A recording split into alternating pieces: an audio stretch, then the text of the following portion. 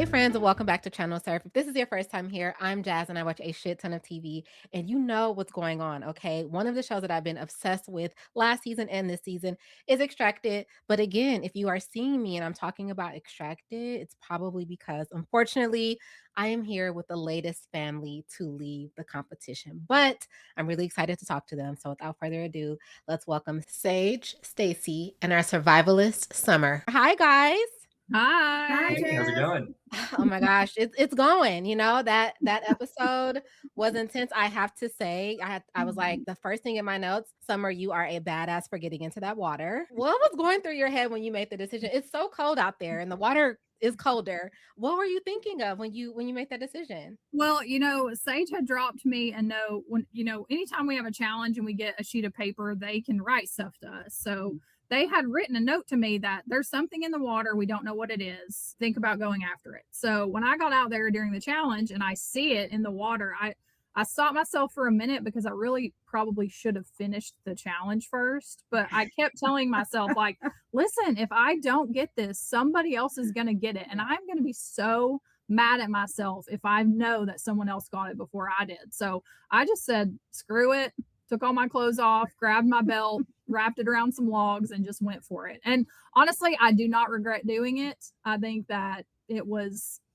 a good display of my character and competitiveness, and I don't regret it at all. We knew she was going to do that. Yeah, yeah, it was definitely really cool to see. But in HQ, Stacy and Sage, what was it like? Yeah, I mean, it was something else. Like, we had to try to balance the strategic, forward looking, how do we want to play this, almost running sort of PR for Summer and how we want to downplay or play up her accomplishments, so it plays a certain way to the other people in HQ, to sort of keep her in the background as long as possible so we can, sneak up there in the end, was originally the plan.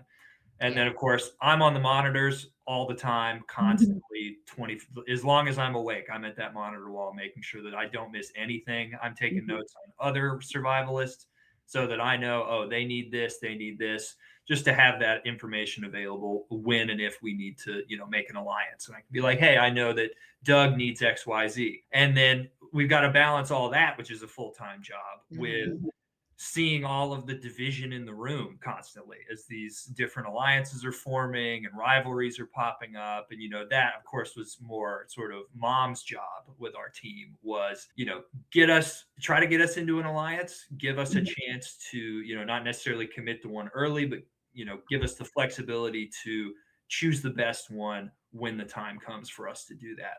And at Yeah. that point, we were friendly with everybody. So nobody was truly going after Summer. And we were kind of starting alliances with almost everybody, really. So we were still trying to stay low key and keep Summer in the middle and all that. And HQ was so stressful. I mean, highs, lows. You're on the edge of your seat constantly. Yeah. I mean, it's something else. I mean, the stress in my face shows on every episode. So it was really something. Yeah, no, I can imagine it's really stressful because, when you're in HQ, you don't know who could be potentially scheming against you, right? Behind your Exactly. back. Yeah, Yeah. you never know who to trust. And Sage and I were really trying to figure out who can we really trust. Now the Olsen boys, love them to death, but we never trusted them.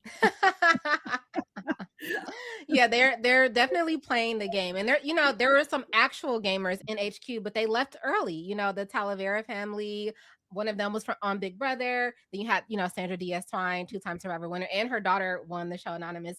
So you had some gamers in HQ that I think we as an audience thought would last a little longer. But it's a game that you're playing on both ends. So you could do well in HQ, but the survivalist ultimately, is the one who is going to determine whether you stay in the game longer or not. Exactly. And, from this episode, Summer, you could not make your fire.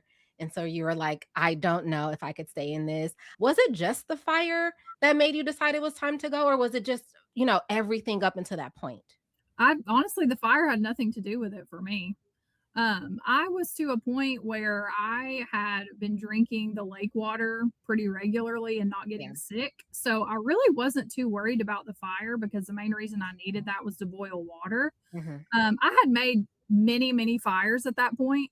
So when I needed it, I had it. But that was like the least thing on my mind. Honestly, it was staying warm at nighttime. So we were not allowed to sleep by our fire at night. That it's illegal to leave your fire unattended in Canada. So we Okay. were not supposed to be sleeping by our fire. So that was not an option that we were supposed to have.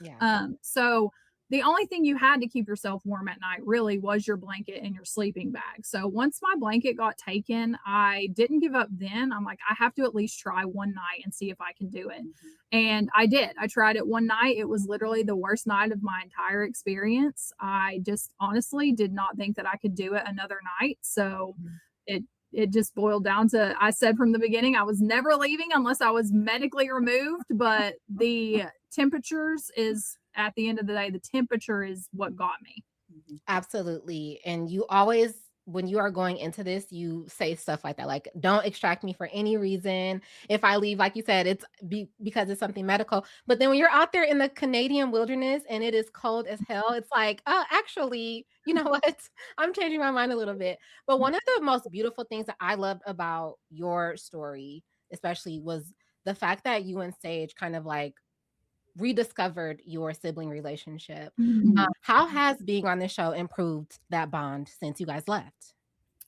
I mean, I'll Sage, you can speak on your opinion, but we definitely obviously talk a lot more. We have this really like unique experience that very few families have ever dealt with. Mhm. So we have that like extra connection that's even more than just your typical family. So I think that's been super helpful for our relationship. And I don't know if Sage wants to elaborate on that more, but that's my personal experience with it. Yeah, for sure. I mean, Summer's 5.5 years older than me. Mhm.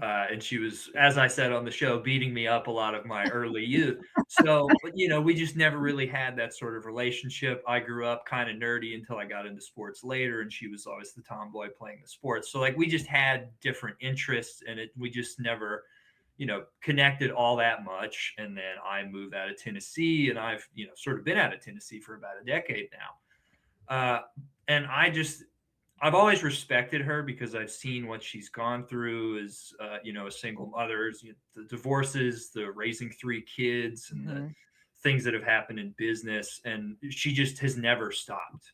And I've always really respected her, and have just thought that she like is our dad as a woman, kind of like she is just tough as nails, just never gives up, and I've just always really respected that about her. And it was so interesting to finally have something that we have together. And I feel Mhm. like that just reminded me, this is my sister. Like, this is, you know, genetically, this is as close as two people can be, Yeah.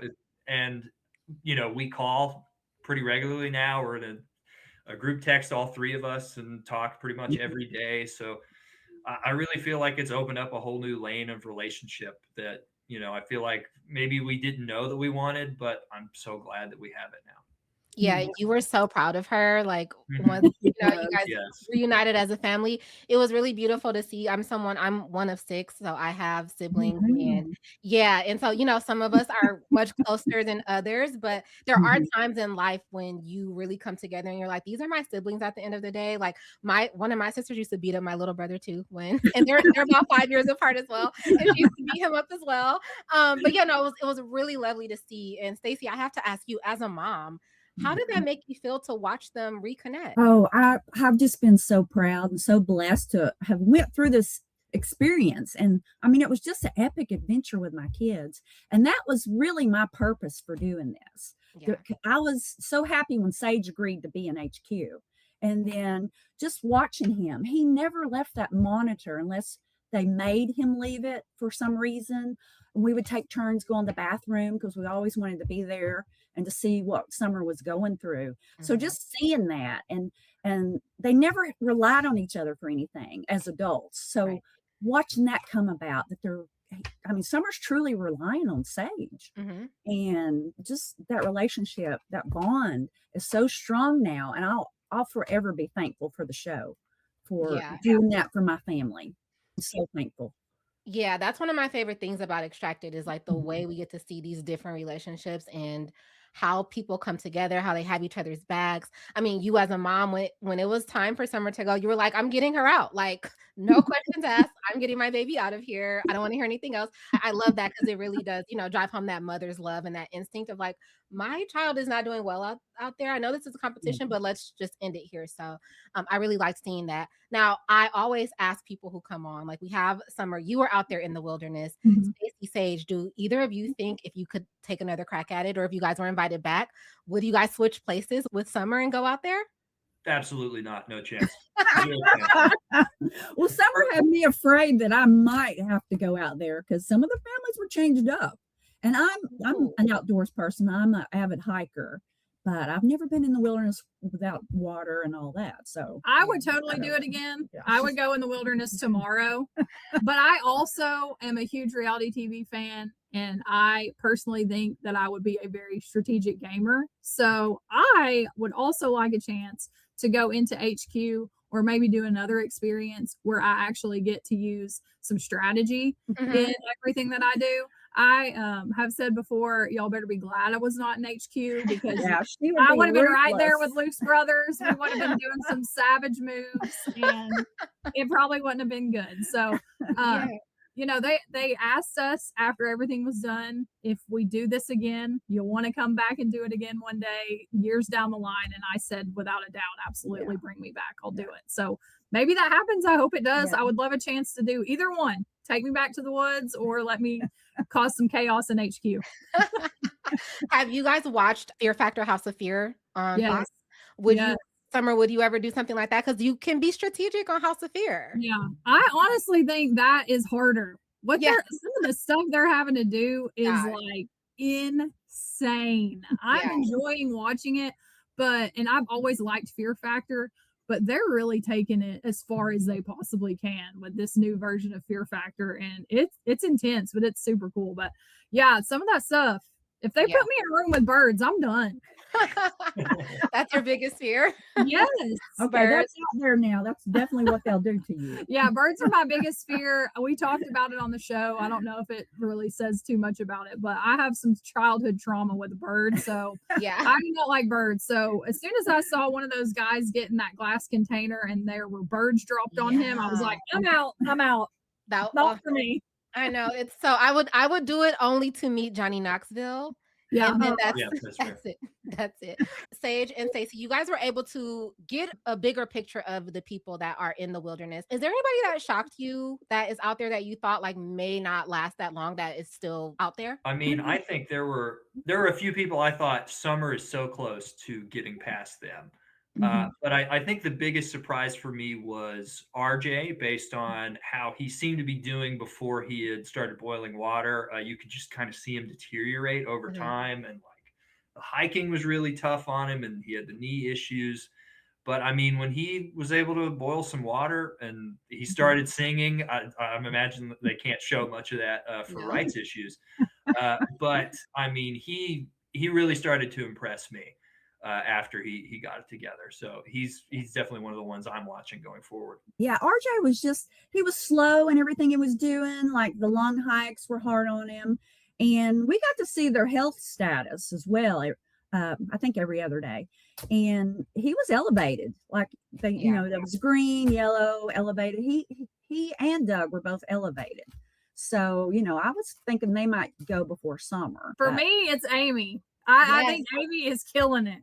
Yeah. I'm so I mean, proud yeah. watching her because I think she was one that was looked at like I was. Like, Mhm. she's tiny. She's this Yeah. tiny little girl, Yeah. So I think people just also with her too were like, no, she'll be gone in no time. And she's really like staying positive, She's doing most some crazy positive. stuff. Yeah. I'm so proud of Amy. I mean, everybody's kicking it really well, but Amy, I'm just like, yes, girl, totally Yeah. unexpected.